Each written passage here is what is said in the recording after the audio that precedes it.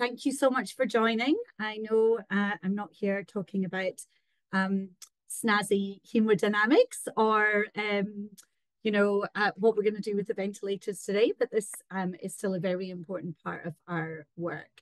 So I'm just going to share the screen and just somebody tell me if I don't, if it's not sharing properly. Hopefully that will be. Yeah, you can see if you got a full screen. Have you got the full screen, Kurt, or just the non-full screen? Can you go to the slide presentation mode? Yes. Have you got my presenter view or my normal view? No, this is a good view. A good view. Okay, perfect. All right, thank you very much. All right, so I'm going to talk to you a little bit about caring for families after stillbirth and neonatal death, and I'm going to talk a little bit about caring for ourselves, but a little bit less on that because we've actually got lots to get through today. I'm going to talk about some new guidelines and resources. Many people, if they're in this area, will have heard about these things already, but because many of the resources are designed around stillbirth, which is the majority of deaths, it may not have got out to everybody. So before I start, I'd like to acknowledge the traditional owners of the lands on which everybody is joining from today. I'm on Gadigal land of the Eora Nation at the University of Sydney today. So I pay my respects to the knowledge systems and continual ways of knowing, being and doing, and acknowledge that women have been birthing on country here for about 65,000 years. Okay, so I'm going to start with a little bit of a global picture and then Australian data, and then go into the guidelines and the resources and education programs that are currently available. So this is the current global picture from 2021. So the estimated global stillbirth rate at the moment is around 2 million babies who are born still every year. That represents a baby dying across the world every 16 seconds. In terms of neonatal deaths, these are really not very different. And we know that globally, it's quite difficult to get this data when we look at really tiny babies. So on a global scale, those are the babies that are kind of under 28 weeks and the babies that many of us would be looking after every day in our units. So these are the numbers, not even taking into account those smaller babies. These are our numbers for Australia and New Zealand. So we've got about 300,000 births in Australia every year, about 60,000 in New Zealand. The perinatal death rate is somewhere between 8 to 9 per thousand. This is the 2021 data. The stillbirth rate is obviously a higher proportion than the neonatal deaths. So in both our settings, it's about 3/4.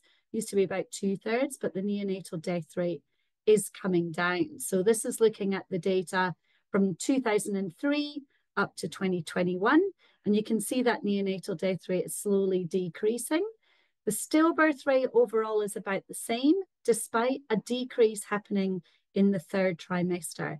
And that is mainly because of changes around termination of pregnancy and timing of anomaly scans and timing of termination and reporting, but there are also some sort of spontaneous deaths in there in the early gestations.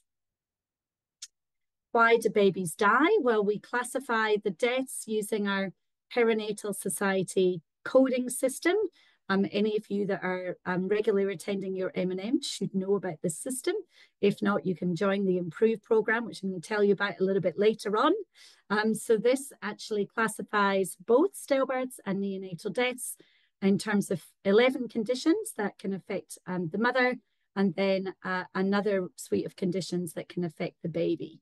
So you can see this is broken down by whether the death occurred before birth, during birth, or in the early or later neonatal period. And the vast majority of all deaths are actually due to congenital anomaly. As I mentioned, many of those are terminations of pregnancy. But there's a big proportion in there that are our very early neonatal deaths that are spontaneous prematurity. We're not very good at preventing preterm birth. We're good at trying to look after these babies better, but prevention of preterm birth is still quite a difficult and elusive thing to get done. In terms of growth, the babies that are classified here as placental dysfunction, those are babies that usually have some form of growth restriction, but we now code that as related to different conditions on the placenta, and there's a whole range of conditions that can be responsible for that. Rather than just coding that the baby was small, we're now trying to work out a lot better why that might be the case. One of the other things that we do when we code deaths, and I'm not going to go into all of this in too much detail, I'm going to come back to this when we talk about the guidelines. But when we code deaths and we work out why they happened with our teams in our hospitals, we're also supposed to be coding for all deaths, not just deaths that have a root cause analysis or an adverse event review, whether there were any contributory factors, whether they might be related to environment, family situation, or care or policy. So you can see here that we're still not great at doing that on a national basis. So these are the numbers for stillbirths and neonatal deaths where there was some sort of contributory factor assessment undertaken. And that's still not happening for 100% of deaths, but this is definitely getting better. And just before we go into the guidelines section, to say that behind each one of the numbers that I talk about, there is a family and a set of parents. And any death, no matter the timing, no matter the cause, has long-lasting impacts on the family and the family around them. And as clinicians looking after these families, the care people receive is a major contributor to how they do later on. So I guess no pressure on us, but there is one chance to try and get this right. And there are lots of resources available to help us do that. There are guidance and standards that we'll cut through today, talking about what high quality care is and that it must always be available. However, not everybody is going to want the same level or frequency of support. So I'm going to talk about that a little bit later. Okay, so now I'm going to go through the clinical practice guidelines. Apologize for anybody at RPA that's already heard the next sort of 5 slides about the new guidelines.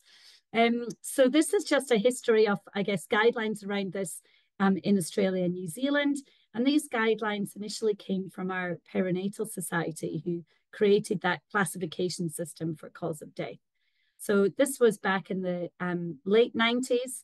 And then we've had these clinical practice guidelines, as Kurt kindly reminded me of my age, since about the time that I was doing my PhD. So we've had now 4 versions of these clinical practice guidelines, and the recently updated set that we'll go through today was launched in April and is NHMRC endorsed. So it's had to go through a higher level of governance, technical and evidence review, and endorsement by the National Health and Medical Research Council.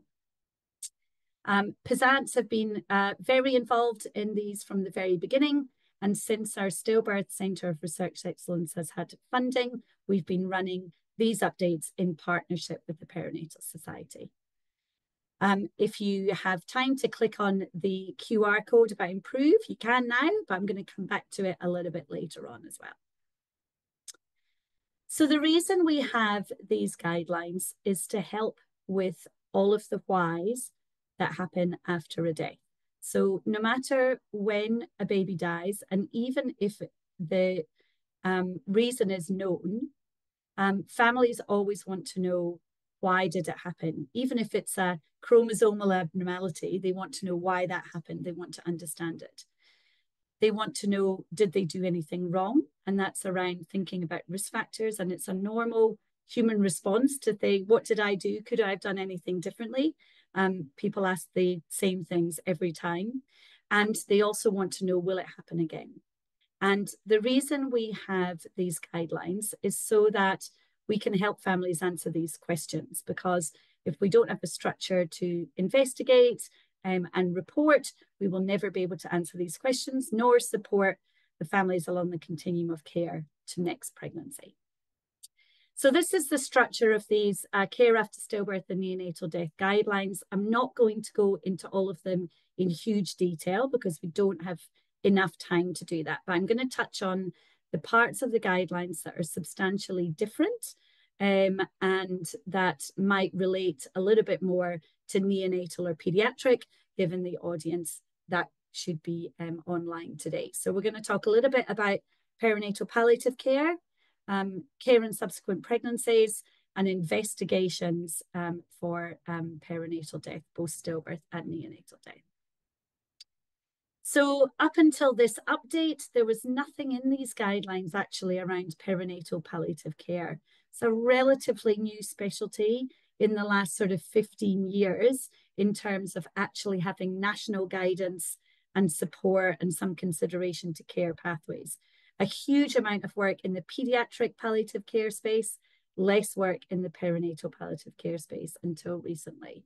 So each of our chapters, and I'll show you how you get into this a little bit later on, has some key recommendations. They're evidence-based if there was high quality evidence to back up that recommendation. If there was not, they are consensus recommendations.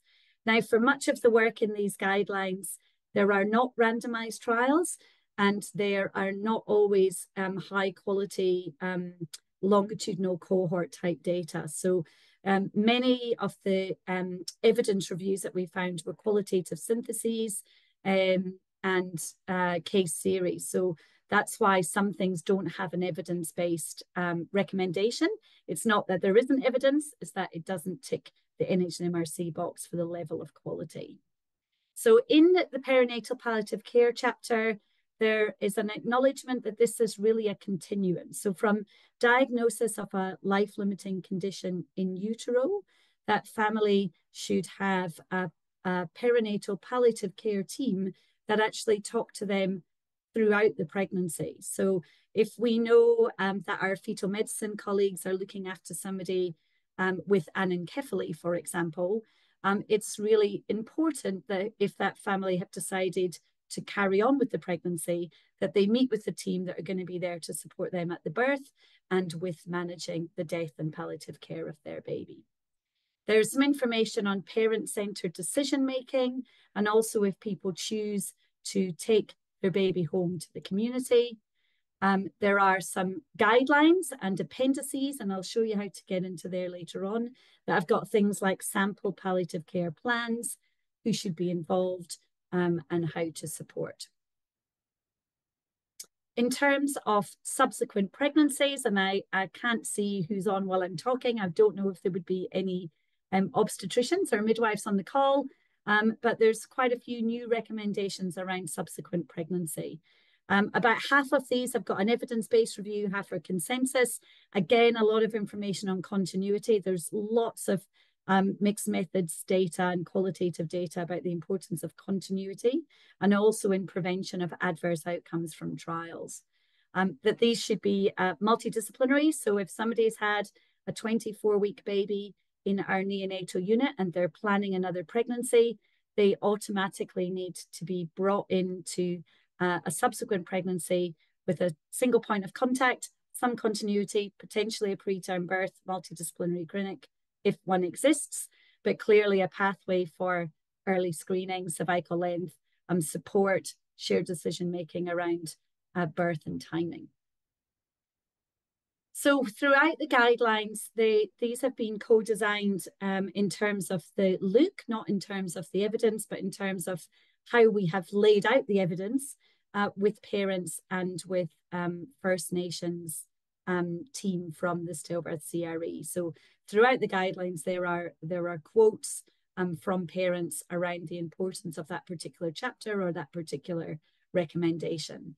So within here, there's important information about continuity, not having to retell your story when you come back in a subsequent pregnancy, and for us as clinicians to avoid making assumptions about the journey that a family might go on or the support that they might need in a subsequent pregnancy.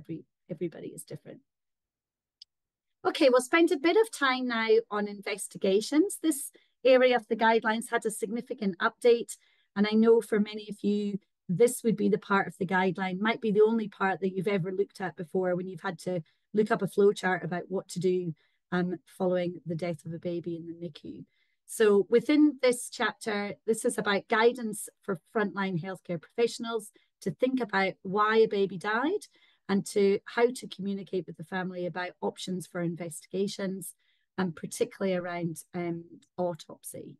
So in terms of autopsy, we have a declining autopsy rate in this country, and very similar in other high-income countries, Canada, US, UK, for example.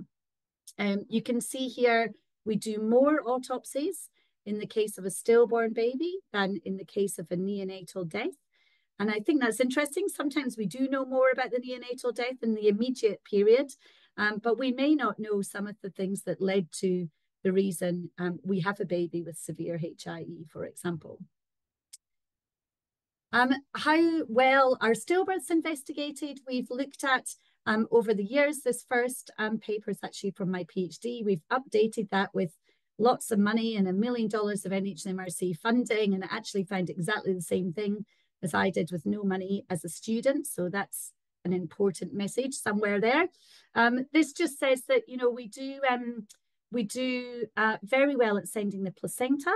And that's pretty high, not quite as high for neonatal deaths, because obviously sometimes something has happened that's unexpected and the placenta has already been discarded. So we do well with the placenta, and we're about, you know, half in terms of wherever the data came from for these two studies. One was New South Wales, one was national. So about half of these babies having an autopsy.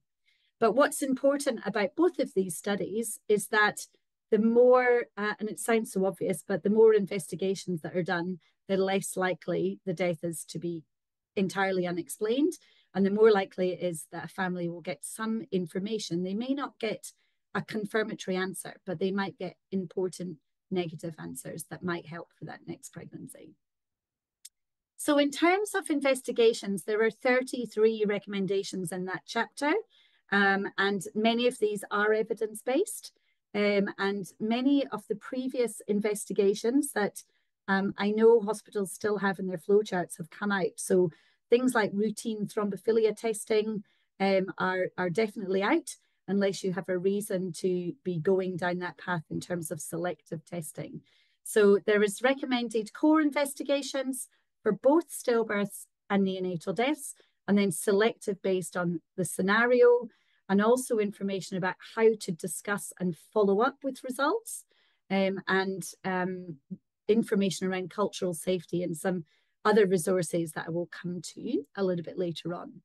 So this is the stillbirth investigations flowchart, and this is the neonatal death investigations flowchart. So I might just go through this one.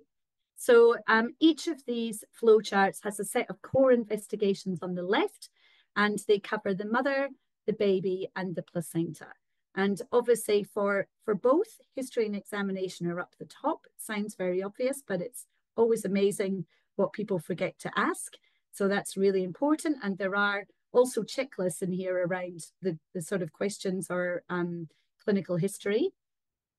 We have got autopsy and placenta in here as core investigations. We absolutely know that not everybody is going to consent to an autopsy, so this is not around that. It's just that in all of the work that looks at the most useful test following a perinatal death, they always come back to the placenta and then the autopsy. And an autopsy can mean a limited autopsy, an external exam by a pathologist or a geneticist, as well as a full invasive autopsy.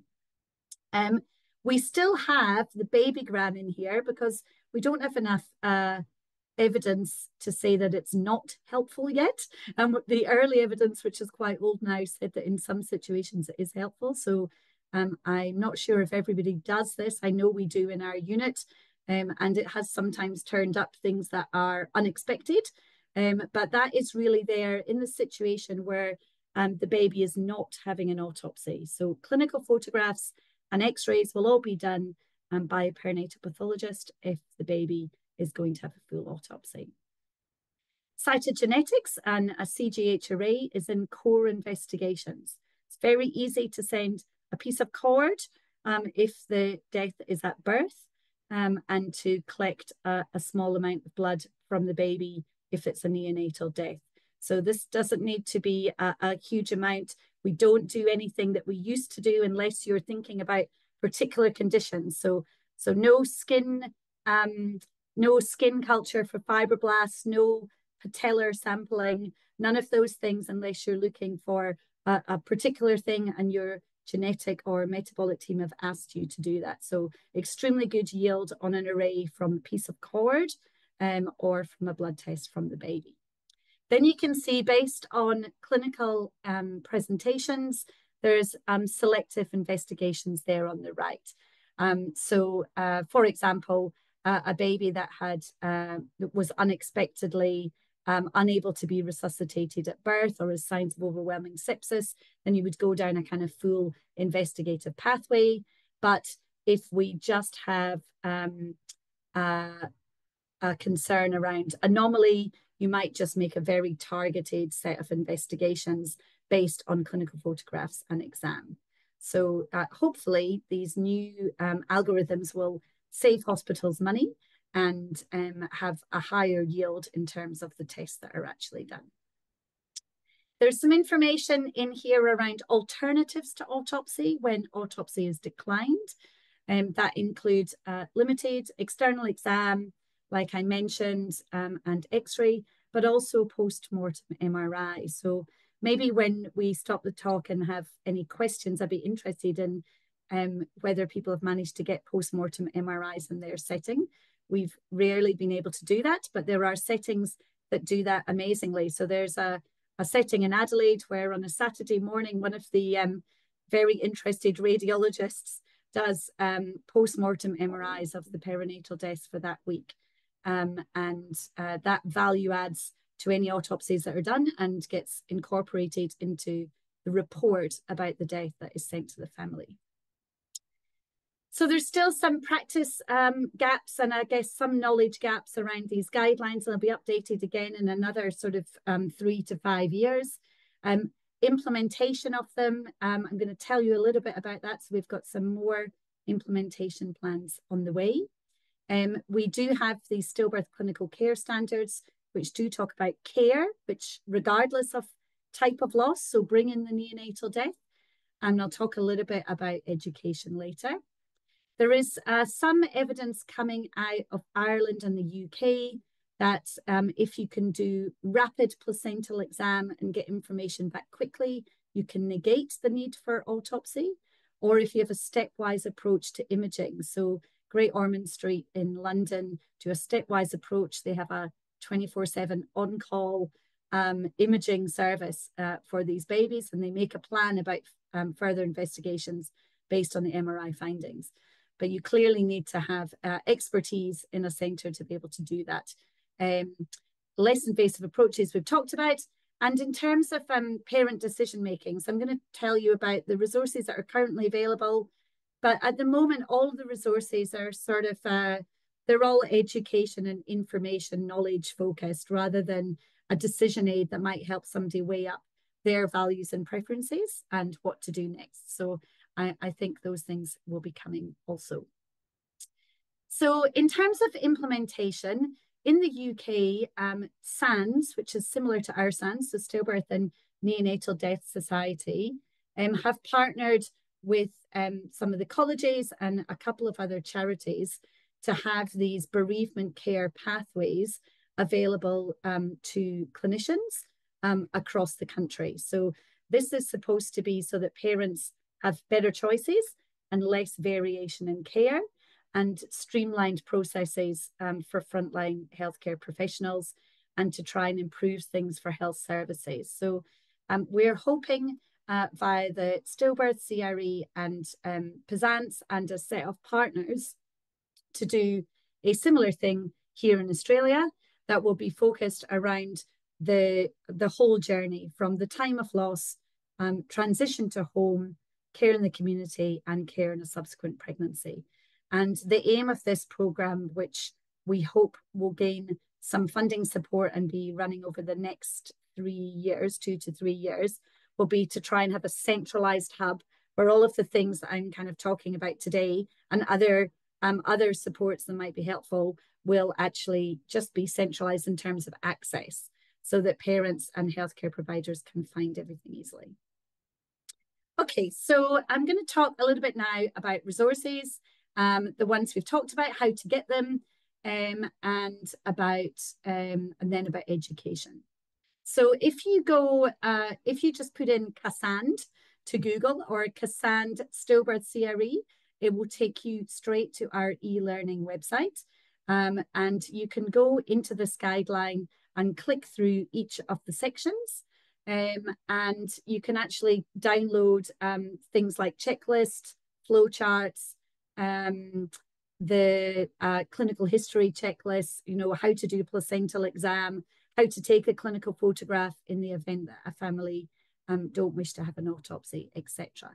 So that is all readily available. This used to all be in a book that I'm sure had about 152 pages and I'm sure got very dusty on people's shelves. So this is a better way to access it than we have had previously. We also have, by the Australian Commission for Quality and Safety, the Stillbirth Clinical Care Standards. So if you have heard of this, you may have thought this doesn't apply to me. I'm a neonatologist or a pediatrician or a neonatal nurse. But there actually is information in here that's supportive for care. So these care standards are very similar, like what we have for, say, reducing health hospital-acquired infection. So there are a set of quality statements and related performance indicators. And the aim of this is about both stillbirth prevention, but stillbirth investigation, which also includes neonatal death, and best practice in bereavement care for parents. And they have stipulated in the care standard, this is following any loss regardless of gestation. So you can see here, if we go down to the investigation results, bereavement care, and subsequent pregnancy, they would all be very relevant for our patients. So this is something that the Commission did following the National Stillbirth Action and Implementation Plan, which was based on the Stillbirth Senate inquiry ran in 2020, which had around 600 submissions from individuals, families, clinicians, and key organizations, and has really sparked, I guess, a movement in this country to try and do some of these things a lot better. So when you log into the Commission website, you can download the whole standard or you can download some of these fact sheets. So there's fact sheets for women and their families, for clinicians, and also for healthcare services.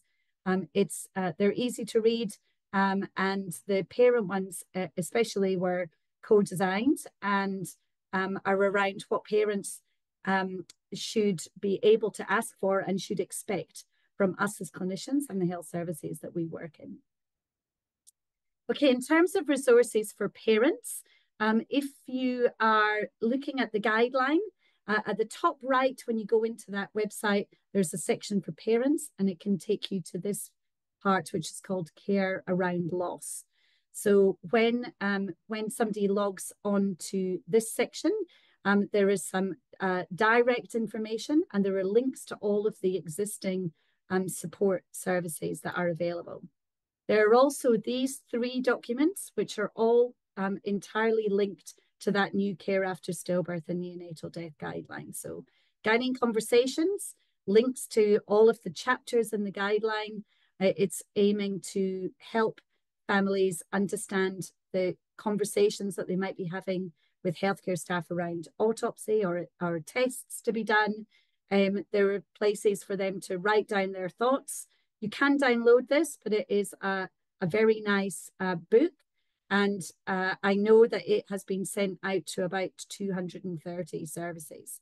So if you don't have one of these and you're interested in this area and you're working in a service that might be looking after babies that have died, either before birth or after, then please just contact me after and I'll just make sure that some of these are sent out. So there is funding for these resources to go out everywhere across the country.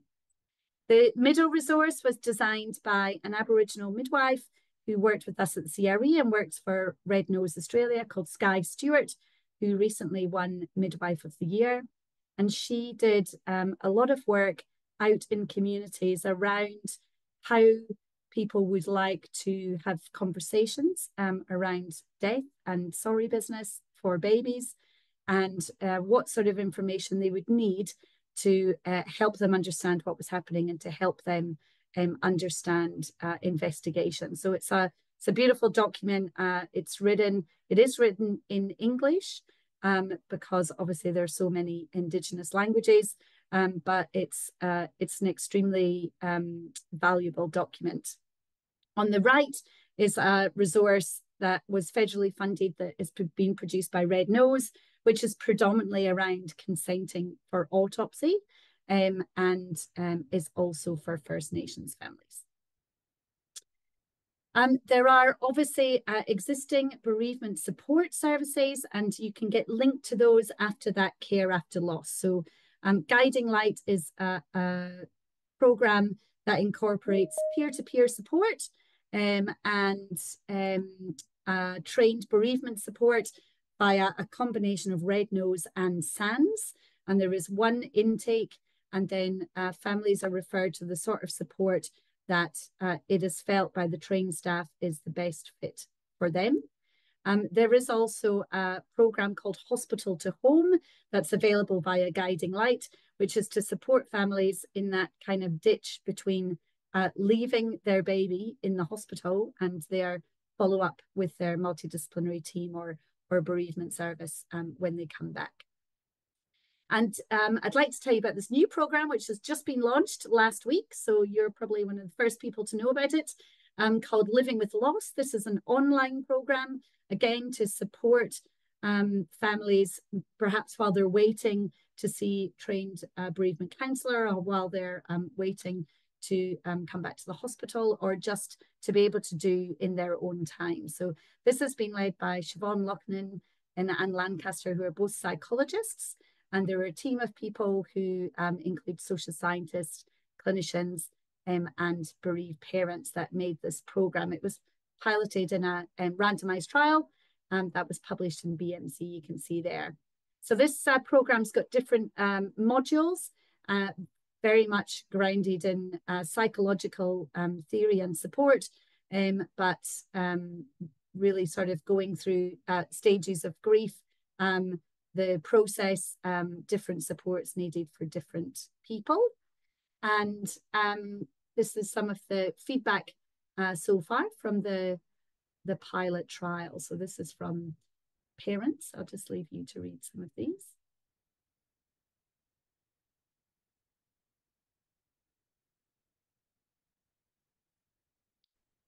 A lot of parents commented that it was very useful early on, particularly when they're at home and would otherwise be Googling all sorts of different things while they're, you know, in that sort of initial stage. Some of the feedback from health professionals.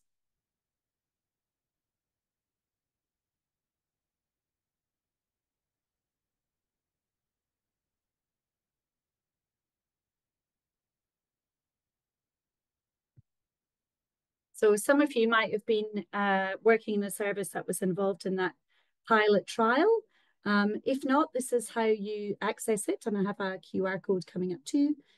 So you can register online and go straight into the program.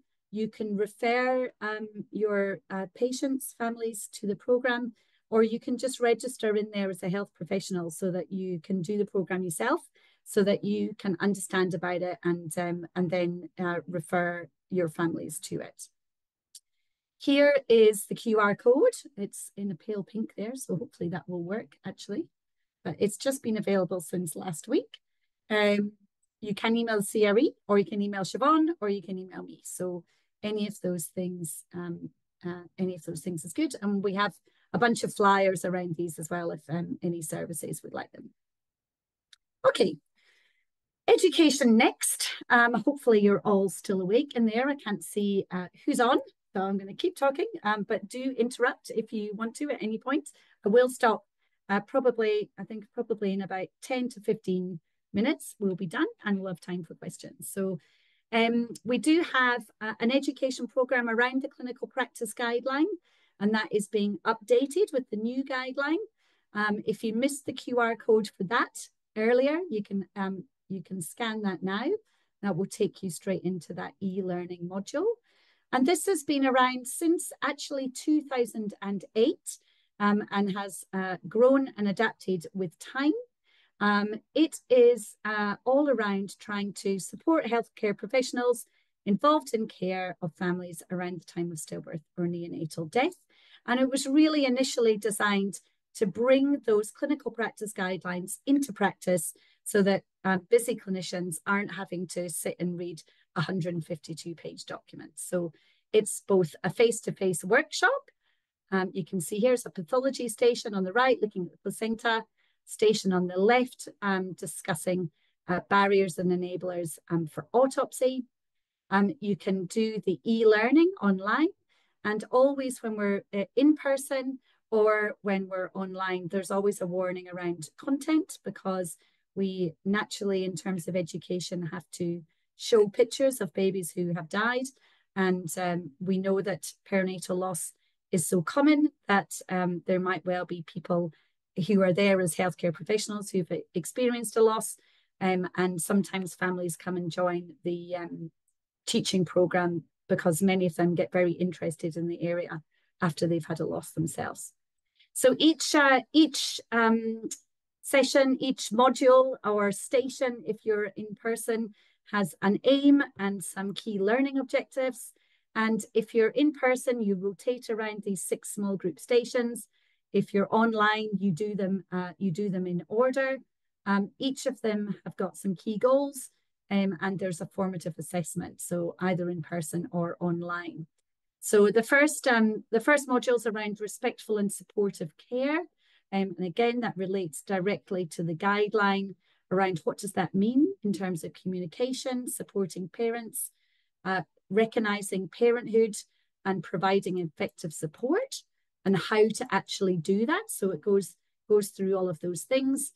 And just as an example, things around, for example, communication. It's around the fact that communication is not just words. In fact, words are probably the smallest part of communication. All of these other things, a private but not isolated space, how you speak, how warm you are in terms of your interactions, are all the things that people remember forever. In terms of autopsy and placental exam, you can see this being done in person with Jane Dahlstrom from Canberra on the right. And then on the left, there's a sort of interactive way to click through that. So it's always better in person, but we know we can't get education out to everybody, which is why we have the e-learning. Information on how often pathology might be helpful and how many tests you might get positive findings or important negative findings. That's the autopsy station, where we go through all of these different things that are important as clinicians for us to be able to answer to families and to know in order to counsel. And then online, you can work through those core to selected investigations that I showed you from the guidelines. And they're all embedded into a case study, so either online or in person. If you do online, you can write some notes while you go along to help you remember what you're doing and to pass your assessment at the end. There are some videos around how to examine, how to measure, how to plot. And this is, I guess, today we're talking to neonatal and pediatric people, so this is core business for us. But in many settings where the majority of deaths are stillbirths, this has not been core business. So actually, it's quite amazing when you go in and teach people what basic things need done that people haven't necessarily done routinely. Then there's some information around audit, and that really is around, review and reporting, investigating, and how to classify, how to do that in terms of your mortality meeting, review and process in order to improve care. So I don't know who has actually done Improve here. We might talk about that when we stop for questions. But these are the people that have done this over the years in Australia. So there's been around 134 workshops. There's actually 25 workshops happening in 2024. We've got a few more. So just under 3,500 participants. And you can see that's still improving. We've also got people who have done Train the Trainer, so our educators in their own setting, and I'm sure some of you are here online today. So we have lots of educators across the country We have run this internationally in a few different settings, and we're going to Utah in October to try and adapt this for the US, which is quite a challenge, particularly from a healthcare system cost, autopsy and investigation perspective. And you can see there in terms of the e-learning who has done it. The vast majority of people who do the program are midwives. We would love more neonatal and pediatric people to do this program. It is just as relevant. So there are key things that are important there for anybody experiencing a baby death, no matter when it happens. Okay, last part about clinician care, and then we should be finished probably in about 5 minutes, and I have a little video that hopefully will work. So just in terms of this work, it's obviously something that is core business to us as much as our 5 moments for hand hygiene. And one of the groups that I work with who are in Ireland have actually adapted the hand hygiene posters around their hospital and called this 5 moments for head hygiene. And I think this is really good because they're all very sensible things. And I'm going to come back to those and show you a video about them. But these are about sort of looking after yourself, talking to your colleagues, supporting your colleagues, remembering what you did well, and that everybody is human and that nobody is immune to feeling terrible on a day when you're having to experience this at work, even if this is the work that you find valuable and love to do. So, so just in going into that in a little bit more detail, I think we all know this. There's so many wellness programs around. We have something called Colleague Care at the SIDNEY Local Health District that's come out of our MDOK program. I know many places would have something very similar, and the Pandemic Kindness Initiative brought together a lot of wellness strategies online that, interestingly, people probably have forgotten all about because we're not in a pandemic anymore. So I guess you're not immune to other people's stress and other people's feelings, and that's just important to know that. And you need to look after yourself to look after others. But you also need to be aware of your own approach. So everybody is really different, and you need to have your own strategies for how you're going to get through these things. And also about things that make you committed to doing this job and make you get out of bed in the morning and go back and potentially have to do it all again. And before I show you a video of just a really sort of simple strategy, I also just wanted to briefly talk about debriefing. So I think many people will be working somewhere where their health system or their general managers or somebody will be saying, well, we must have a debrief. Are we going to have a hot debrief or a cold debrief? And how are we going to do the debrief? And I think just it's important to note that actually in the Cochrane Library, there's about 8 reviews on debriefing. 3 of them are would include people that had undergone acute trauma at work, like clinicians. One of them is related to maternity, but is more around birth trauma. None of them at the moment point to a way of doing debriefing that improves outcomes. And so I think this is important to know, and it probably relates to the fact that a one-size-fits-all strategy is not necessarily the way to go in terms of supporting clinicians. So this is the very first review from 2002, and it was about a one-off debriefing period after acute events.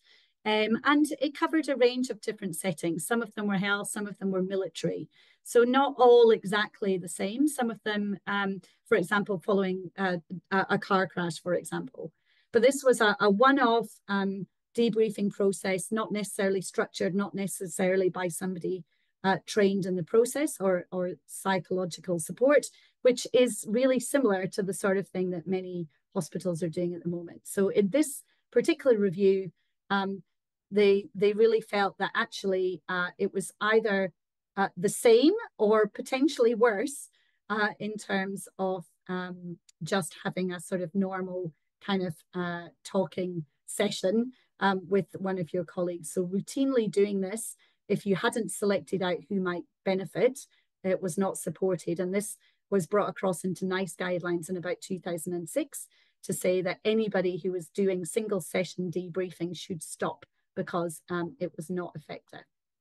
There are two others that are similar. One is about trying to do multiple sessions because the concern was, well, maybe it's just that a one-off isn't enough. It still doesn't actually show any benefit. And then the one on the left is about structured psychological intervention. So rather than an actual quick debrief, it's around actual CBT, trauma-informed CBT training, which has a bit more evidence to it, but still in that review, there isn't any benefit. So I'm just going to come out of here and see if I can show you this video as the last thing now. Stop share and share. Okay.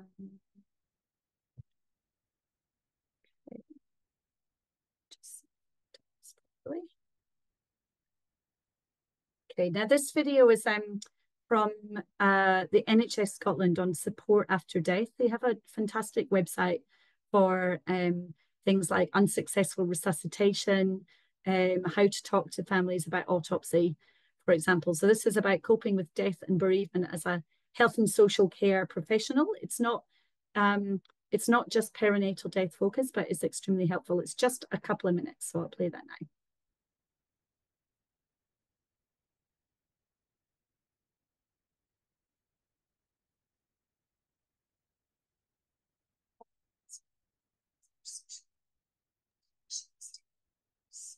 It's not shared yet, Aidan. Oh, sorry, what was that, Kurt? You couldn't see it, or you could see it? No, I can't see it now. You have to share. Oh, can anyone see it? No, what am I doing? I can see it, but you can't see it. Well, that's no good, is it? That's not very helpful at all. Right, let's try this again. Share and rewind. Okay. Can you see that, Kurt? No. I've got share sign, share. Okay, try this. Yeah, now it's coming. Okay. All of us working in health or social care, from clinicians to care workers, domestic assistants to dentists, porters to paramedics, are likely to encounter death and bereavement at some point.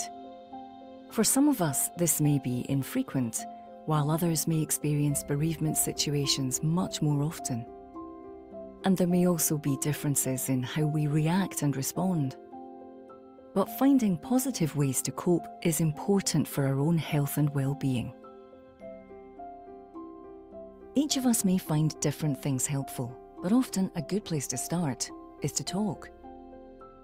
Tell, ask, listen, kindness.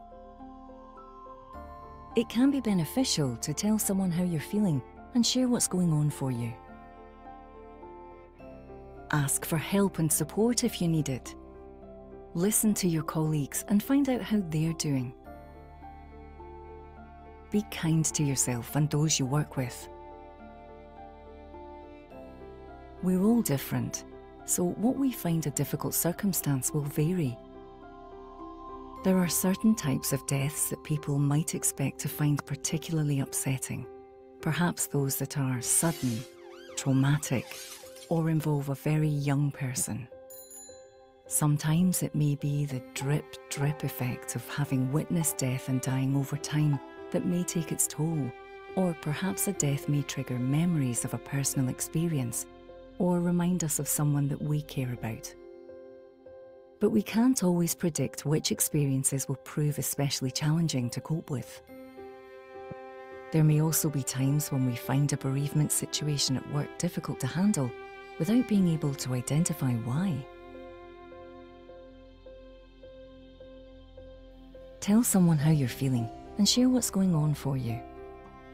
Ask for help and support if you need it. Listen to your colleagues and find out how they're doing. Be kind to yourself and those you work with. Even if we witness death and dying on a regular basis and have developed effective coping strategies to look after ourselves, there may be times when we can still find things particularly hard. For our own well-being, now and in the future, it's important to recognise how the death of a person has affected us and when to seek help.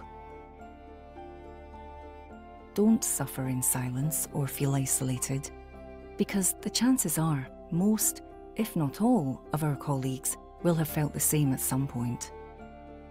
Resilience can be found not only within people, but between people.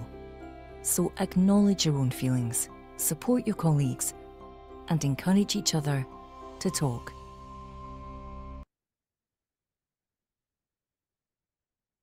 Okay, I've just got one last slide and then I'm happy to answer any questions.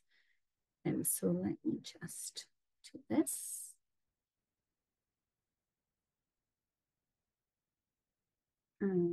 Screen 2, screen 1. Too many screens. Okay.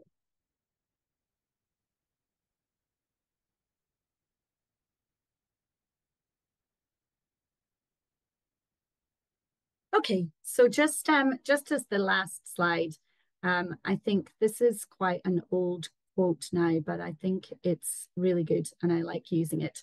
And I think this is very true in all of the years I've been doing this work and research, is that families who experience the loss of a baby never forget the understanding, respect and warmth they receive from us as caregivers, and that become as lasting and important to them as any other memories of their babe's life. So I guess just, again, no pressure on us, but that kind of one chance to try and get it right and do the best we can. And I thank you so much for listening. I have thank you slides to 1 million people, but you don't need to see all of them, and logos of 1 million people, but I'll stop sharing so you can ask any questions. Well, thanks, Adrienne. Look, a wonderful overview and recognition of you and all your co-workers' sort of efforts from, you know, having nothing to now, 2 decades later, having this really evidence-based support, resources and way to go to do this uniformly. It is absolutely wonderful. I wish we had that in hemodynamics. You know, so absolutely fantastic, nothing but applause. The questions, I guess this is more of a topic that who feels, please open up your mic and ask Adrienne a question. And there's of course questions about resources, and I think I will refer them all to you, Adrienne, to just give Adrienne an email for resources and things, since he can direct you where you need. That's totally fine. Yeah. But are there any questions for Adrienne at this moment to start off with? There was one in the chat box, which was about online learning has been updated to reflect the new guidelines. Yes, yeah, I can see that from Kate. So I don't think the version when you log on at the moment has been updated. The face-to-face has been updated, and the online version has been updated in a kind of parallel universe. And then once it's finalized, it will then take over. Great. Okay. Thank you for that. I wasn't sure if I missed what you said or not. Yeah, but okay, it's not far away, but it will. Amazing. Yeah, it will then all link up. Great. Yeah. Okay. Thank you for that.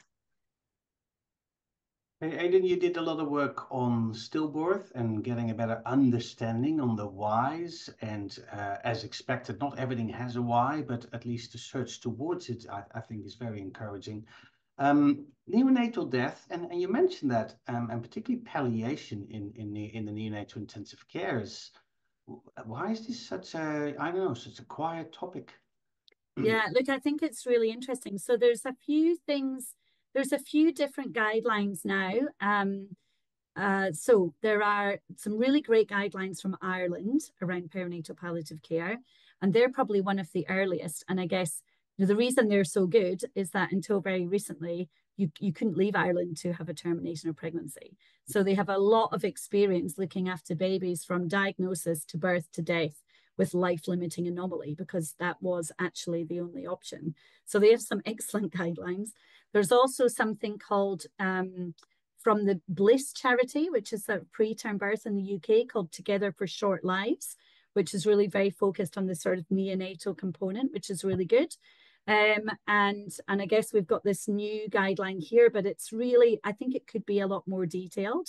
There are things like, you know, consensus statements from the American College of ONG. I just think it's just something that I feel like, you know, for a long time, people called this comfort care, and it wasn't actually a specialty. And all of the multidisciplinary context that went into pediatric or adult palliative care was not there.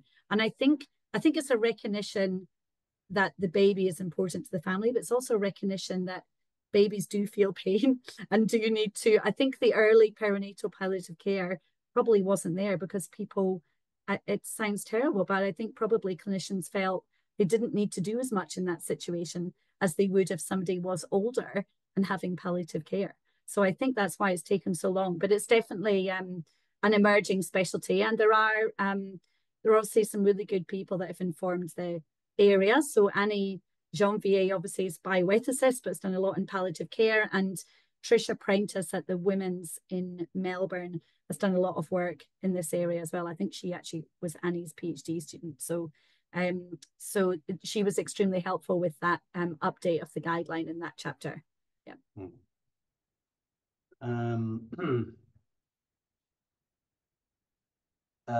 The talk, Bonem, you just commented on, you know, how that talk acronym is really helpful for everybody. I found it interesting. It had your accent, which was interesting. Well, you see, that was good. That's why I had it there, you see. Yeah. Not biased, not confirmation bias at all. Yeah. I've one more question if there's more questions, hopefully filling in, but maybe a little bit, even a step before, when we, for the clinicians, when we talk about palliative care, it starts with, you know, what is your prognosis and do we offer palliative care? Do you think the neonatal field has changed a little bit over the last decades, that we offer less palliative care in similar situations than 10 or 20 years ago? Yes, I think so. I mean, I think it depends on the context, doesn't it? Probably not for anomaly if a family have chosen to continue, but in a setting where termination is available, I guess less of those babies will need palliative care. But I think certainly some of this would have been done previously in the sort of thresholds of viability or parental discretion or tiny babies or whatever we're going to call it. And I guess you know, we're obviously resuscitating more of those babies, and many of them do a lot better than expected. So I think, yeah, I think that probably has changed. It's very difficult to get data on, was there a plan for palliative care or was there just non-resuscitation? So that's a bit tricky. So actually the PSANS coding has now got, you know, you can break that down a little bit, but not actually by subcategory. So it's a bit hard to know people's decision making around it, really. There's a role for the coding. Is that a role there, or should we design something else? Should it be part of ANZN data? Yeah, look, I think one of the key issues around ANZN data for the small babies is the fact that it doesn't have the right denominator in terms of counselling. I think it's a huge issue around that 20 to 24. I mean, you don't know how many people under 24 weeks are in each gestational week, for example. So I would assume that will change with time, and it's just a process for that to happen. But I think if there was a way to link the decision making around transfer, resuscitation, plan for intensive care versus the ANZN data, we'd have a much truer picture. I think that would be fantastic. There's one more question in the chat box about standardization of post-mortem MRIs. Is that a thing? Yeah. So Gayatri, there's some really good new guidance from the College of Radiology, who received some funding also out of that action plan around investigations. Now, I will try and find the link to that.